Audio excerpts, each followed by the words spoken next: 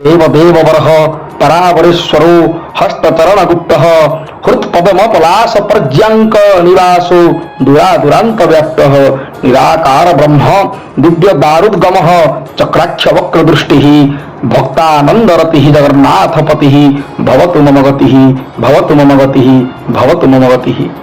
ना प्रभुदास जाति रे तामिली घर मणिकर्णिका साही बेउसा पान दुकान निशा जगन्नाथ सिंगी द्वार आगरे मंगू मठ को लगी जो चारि हाथ 6 हाथर पान दुकान खंडिक थिला ताहा प्रभुदास प्राण संबल।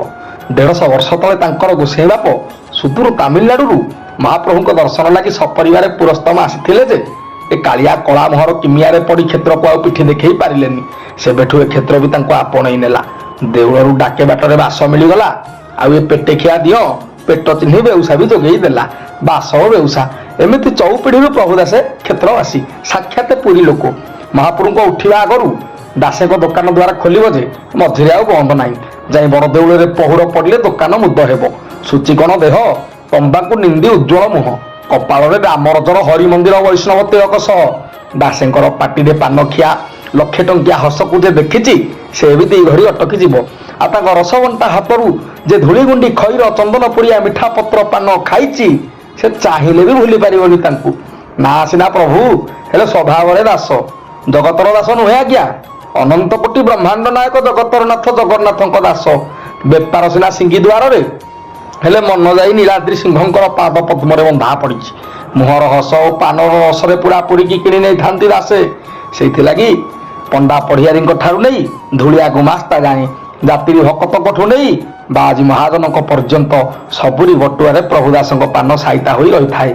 छंद कपट को कोसे दूर ओळगी होई रही प्रभुदास एक बारे अजात शत्रु पान भांगिला बेले सकाल पहरु देउल भीतर कथा बसी भावुथांती दासे आहा निजोगिए सज हेबेनी 3 बारे मंगल आरती ओढ़ी दियो माने महिलम हेउथिबे सिंघारी महाप्रभु को तड़प पिंधई कांधरे उत्तरी पहरण करुथिबे अनंत कोटि ब्रह्मांड नायक मुख पखाड़िबे ताउ तरु मुतुरी काठीरे चंदन कर्पूर चूर्ण रे दांत घसा और सुनाज भीरे जीभ धुआ तापरे दूध दही चंदन अलार सुवास जल दियंकर सरसा जमाणिया गाधुआ आ भक्तंकर बाहर काठरू हरि बोल हुलहुली डका बाबू बाबू दासेंक मुहरु बाहरी पड़िला हरि हरि बोल मणिमा धंड पंडे को दिखंडी पान बढ़ऊ बढ़ऊ आखि छल छल होई उठिला तांकर ओठ पाखरे लुह को देखी पंडा शांते पचारिले कि हो को दुनिया रु भाई लगासे दासे को ओठरे से हसधारक पुणी फुटी उठिला फेणे पान भांगिबारे लागिले आ मन जाई पोखरिया महाप्रभु गाधेला बेलकू खुरी नाके मणिमा को तांकर राशि नक्षत्र शुणुथिबे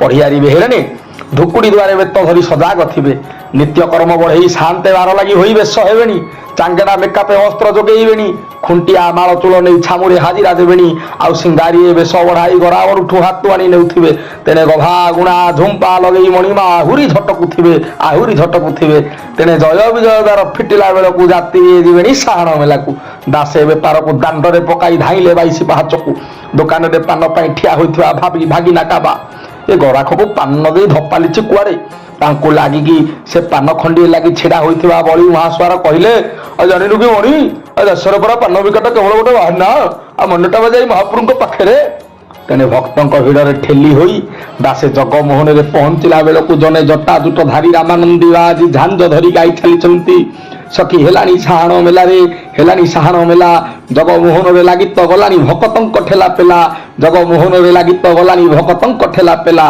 दासे देखु थांती कई जने गरुड़ को कुंढेई आखि बुझी देछि जे धार धार लुहरे तार उत्तरी भिजी गलानी दक्षिणी बुढ़ीटे हाथ दीटा को ऊपर को उठे आई चलीची कालिया धन तो लगी जाऊ ए जीवन कालिया धन तो लगी जाऊ ए जीवन बापटे ता पुओ को कांधरे बसई बिसी आंगुठी चिन्हई देउची प्रतिटी ओडिया घर एकमात्र मुरबीकू तार भरसार चालर मेढ़ी खुंटकू आ एपटे जने पढ़ियारी भक्तंक पिठी रे बेत बजई वसूल करुछंती प्रणामी आ कालिया द्वारे दउथु जगत जाकरे पाउथु ए भक्तंकर भावर बन्यारे दासे पहुंची गलेनी भीतर काठरे मुंड नुआई पेटे हेई अर्गली डेइला बेलकू रत्न सिंहासन रे चतुर्धा रूप एकु आरे कबलियार दासे निर्वाक आउ कथा बाहरुनी चाही रही थांती चरम नयन रे चका नयन को पोखरिया रे पहुंचला बेलकू झाड़ रे जुड़ू गुड़ू देह लुहरे जड़ सर मुह कोहरे जर जर छाती आ भाव रे सर सर मन खाली निरीक्षे देखु थांती प्रभुंक रंग अधर को नाकु आसी तले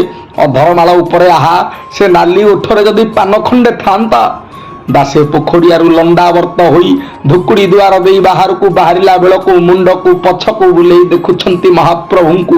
କେ ଜାଣେ ଆଉ କ୍ଷଣକରେ ଯିବ ଥିବ କି ନଥିବ, ଏ ଚରମ ଆଖିଟାରେ ଚକା ଆଖି ଯୋଡ଼ି ହେଇଥାଉ।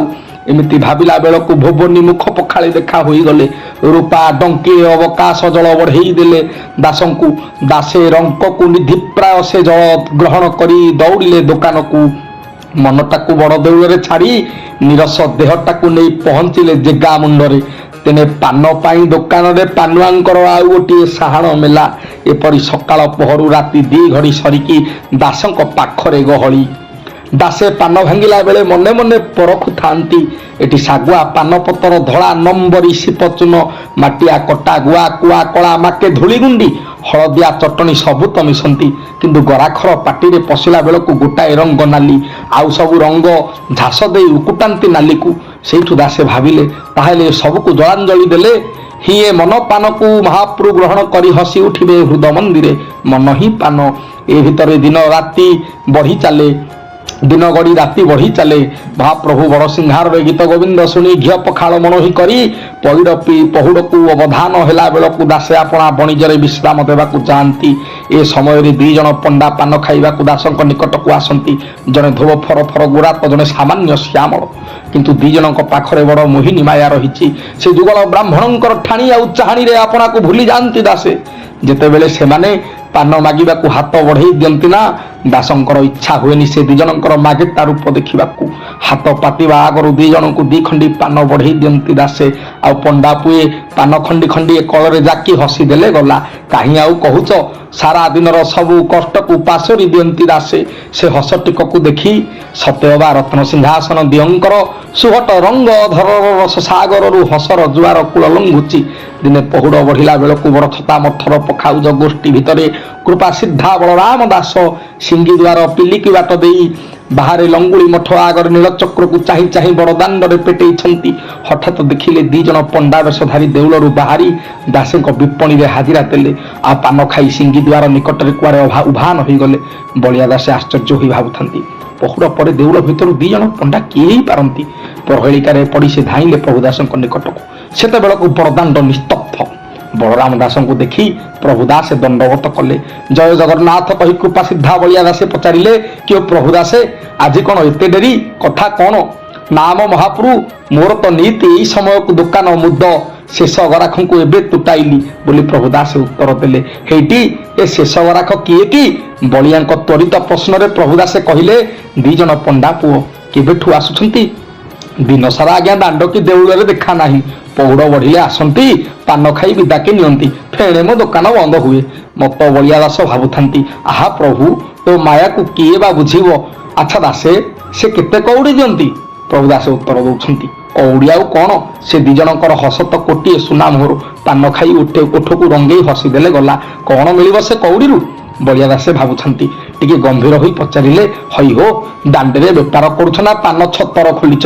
ଆମେ ସିନା ଦିଗମ୍ବର ଅକିଞ୍ଚନ ବାଜି, ଆଗକୁ କିଏ ନା ପଛକୁ। ହେଲେ ତମେ ପରା 10 ପ୍ରାଣୀ କୁଟୁମ୍ବ ଚଳୁଥିବା ଗୃହୀ, ଏମିତି କଲେ କ'ଣ ହବ? ଦାସେ ହଡ଼ବଡ଼େଇ ପଚାରିଲେ, ତେବେ କ'ଣ କରିବି ମହାପ୍ରଭୁ? ଆରେ ପ୍ରଭୁ ଦାସ ଶୁଣ, ଯେତେବେଳେ କାଲି ସେମାନେ ଆସିବେ, ପାନ ଦେଲା ପରେ ତୁମେ ତାଙ୍କୁ କଉଡ଼ି ମାଗିବ। ଯଦି ନାହିଁ ବୋଲି ମନା କରିବେ, ତେବେ ପିନ୍ଧା ଦୋସଡ଼ାଟାକୁ ବନ୍ଧା ରଖିବାକୁ କହିବ। ବଳିଆଙ୍କ କଥାଟା ଯେମିତି ପ୍ରଭୁ ଦାସଙ୍କ ମଗଜକୁ ହେଜିଲା। ସେ ଆଜ୍ଞା ବୋଲି ମୁଣ୍ଡ ଟୁଙ୍ଗାରି ଦେଲେ। ତହିଁ ଆର ଦିନ ଦାସେ ଆପଣାର ଅନ୍ତିମ ଗରାଖକୁ ଅପେକ୍ଷା କରି ବସିଥାନ୍ତି। ଦିହେଁ ଆସି ପହଞ୍ଚିଲେ। ପାନ 2 ଖଣ୍ଡି ବଢ଼େଇଲା ବେଳକୁ ପ୍ରଭୁ ଦାସେ କହିଲେ, ସାନ୍ତେ କଉଡ଼ି ଦିଅନ୍ତୁ। ଏ କୁଆରକେ ଚାହିଁ କହିଲେ, ଆମେ ଯେ କଉଡ଼ି ଆଣିନୁ। ତେବେ ପିନ୍ଧା ଉତ୍ତରୀକୁ ବନ୍ଧକ ରଖି ଯାଆନ୍ତୁ, କାଲି କଉଡ଼ି ଦେଇ ମୁକୁଳେଇ ନେବେ। 2 ପଣ୍ଡା ପୁଅ ଠରାଠରି ହେଲେ। ଶ୍ୟାମଳ ପଣ୍ଡା ଜଣକ ଦାସଙ୍କ ହାତକୁ ହଳଦିଆ ଦୋସଡ଼ାଟା ବଢ଼େଇ ହସି ଦେଇ ଦେଉଳ ଆଡ଼େ ଚାଲିଗଲେ। ତହିଁ ଆର ଦିନ କ୍ଷେତ୍ରରେ ହୁଡ଼ି ପଡ଼ିଛି। ବିତର୍ଛ ମହାପାତ୍ର କଳାହାଟ ଦୁଆର ଖୋଲି ଦେଖିଲା ବେଳକୁ ମହାପ୍ରଭୁ ବାରଙ୍କର ବାମ ସ୍କନ୍ଦର 12 ଲାଗି ଖଣ୍ଡୁଆ ଶ୍ରୀଅଙ୍ଗରେ ନାହିଁ। ଯେଉଁଠି ମାଚି ପଡ଼ିଲେ ନବଖଣ୍ଡ ପଣ୍ଡା ପଢ଼ିଆରୀଙ୍କର ଅତ୍ୟନ୍ଦ୍ର ପ୍ରହରୀ। କିଏ ବା ଦୁଃସାହସ କଲା ମହାପ୍ରଭୁଙ୍କ ବସ୍ତ୍ର ଚୋରି କରିବାକୁ? ଅବା କେଉଁ ବହିରାଗତ ତାନ୍ତ୍ରିକ ତନ୍ତ୍ର ପ୍ରୟୋଗ କଲା? କିମ୍ବା ଏ ଦେଶ ଦଶକୁ କିଛି ଅଶୁଭ କାଳ ଘଟିଲା? ଆଦ୍ୟ ସେବକ ଗଜପତି ମଣିମାଙ୍କ ଛାମୁରେ ନିର୍ଜର ଗୁହାରିଆ ପଡ଼ିଛନ୍ତି। ପରୀକ୍ଷା ରାଜଗୁରୁ ସୁନାବେତ ଧରି କାକୁସ୍ଥ ହୋଇ ଚାଙ୍ଗଳା ଘର ପାଖରେ ଠିଆ ହୋଇଛନ୍ତି। ମହାପ୍ରଭୁଙ୍କର କୌଣସି ରୀତିନୀତି ହୋଇପାରୁନାହିଁ। ଆଉ କ୍ଷେତ୍ରରେ ସବୁରି ଘରେ ଚୁଲିରେ ବିରାଡ଼ି ଦେଇଛି। ଏକ ଅଘୋଷିତ ଅନଶନରେ ପୁରା କ୍ଷେତ୍ରବାସୀ ପାଇକମାନେ ଖେଦା ମାରୁଛନ୍ତି ଦୋଷୀକୁ ଧରିବାକୁ। ହଠାତ୍ ଶୁଣାଗଲା ଏ ରହସ୍ୟର ସମାଧାନ ମତ୍ତ ବଳରାମ ଦାସଙ୍କ ପାଖରେ, ହେଲେ ସେ ମୁଖ ଖୋଲୁନାହାନ୍ତି। ବିଜୁଳି ବେଗରେ ରାଜାଙ୍କ ପାଖରେ ପହଞ୍ଚିଲା ଏ ଖବର। ଡଗର ଦ୍ୱାରା ବଳିଆ ଦାସେ ଆସି ଗଜପତିଙ୍କ ନିକଟରେ ବଖାଣିଲେ ପୂର୍ବ ରାତ୍ରର ସକଳ ବୃତ୍ତାନ୍ତ। ରାଜାଙ୍କ ଆଖିରେ ଲୁହର ବନ୍ୟା। ଧିକ୍ ମୋ ଗଜପତିତ୍ୱ ତ୍ରିକଳାଙ୍ଗ ଧିପତିତ୍ୱ, ଶତ ଧିକ୍ ଏ ଆଦ୍ୟ ସେବକର ଅହମିକା। ଆପଣାର ମହାପ୍ରଭୁଙ୍କୁ ଖଣ୍ଡେ ପାନ ଖୁଆଇ ପାରୁନି ଯେ ପ୍ରଭୁଙ୍କୁ ବଡ଼ ଦେଉଳ ଛାଡ଼ି ପଦାରେ ପାଦ ରଖିବାକୁ ପଡୁଛି। ଛାମୁଛାଡ଼ ହୋଇଗଲେ ଗଜପତି। ସମସ୍ତ ପଦ ମର୍ଯ୍ୟାଦାକୁ ତ୍ୟାଗ କରି ନିରାବରଣ ଚରଣରେ ଯାଇ ପହଞ୍ଚିଲେ ପ୍ରଭୁ ଦାସଙ୍କ ଦୋକାନରେ। ଦାସେ ଭୟରେ କମ୍ପୁଥାନ୍ତି। ଦୋକାନ ଭିତରୁ କର୍ପୂର, ଚନ୍ଦନ, ଅଗୁରୁ, କସ୍ତୁରୀର ସୁଗନ୍ଧରେ ସୁରଭିତ ମହାପ୍ରଭୁଙ୍କର ବସ୍ତ୍ରକୁ ଦାସେ ଗଜପତିଙ୍କ ହାତକୁ ବଢ଼େଇ ଦେଲେ। ଆଉ ମହାରାଜ ପ୍ରଭୁ ଦାସଙ୍କ ହାତକୁ ଭିଡ଼ି ଛାତିରେ ଲଗେଇ ଦେଲେ। ଏ ସେ ହାତ ଯେଉଁ ହାତରୁ ନୀତି ମହାପ୍ରଭୁ ପାନ ଖାଉଛନ୍ତି। ଧନ୍ୟ ଏ ହାତ, ଧନ୍ୟ ଏ ଭକ୍ତ।